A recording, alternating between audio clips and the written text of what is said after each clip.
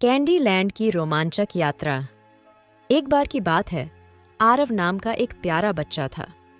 आरव को मिठाइयाँ बहुत पसंद थीं। चॉकलेट, कैंडी, लड्डू, उसकी आंखें मिठाइयों को देखकर ही चमक उठती थीं।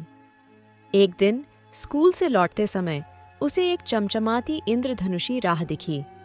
उस राह पर लिखी थी, कैंडी लैंड का रास्ता। आरव ने सोचा, क्या सच में ऐसा कोई जादुई देश हो सकता है? जैसे ही आरव उस राह पर चला, अचानक उसके चारों ओर चमकने वाली रोशनी फैल गई। जब उसने अपनी आंखें खोलीं, तो वह एक अनोखी जगह पर था। वहां पेड़ों पर कैंडी लगी हुई थी, नदियां चॉकलेट की थीं और जमीन पर रंग बिरंगी जेली बिछी थी। आरव को अपनी आंखों पर विश्वास नहीं हुआ।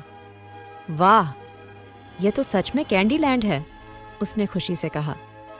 तभी एक छोटी पेस्ट्री जैसी दिखने वाली परी आई। उसका नाम था स्माइलोना।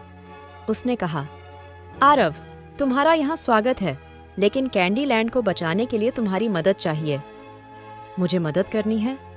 पर किससे? आरव ने हैरानी से पूछा।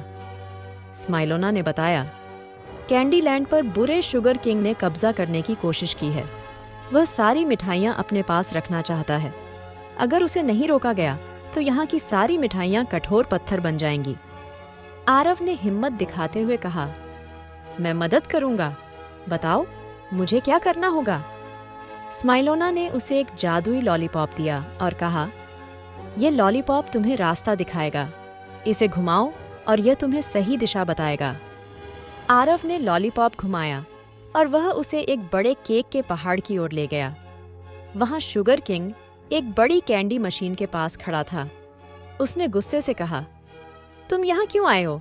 ये मेरी कैंडी मशीन है। आरव ने हिम्मत से कहा, यह मिठाइयाँ सबकी हैं, तुम इन्हें अपने पास नहीं रख सकते। शुगर किंग जोर से हंसा और कहा, तो मुझसे मुकाबला करो।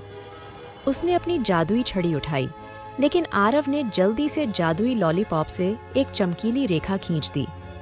रेखा इतनी चमकीली थी कि शुगर किंग की आंखें चौंधिया गईं।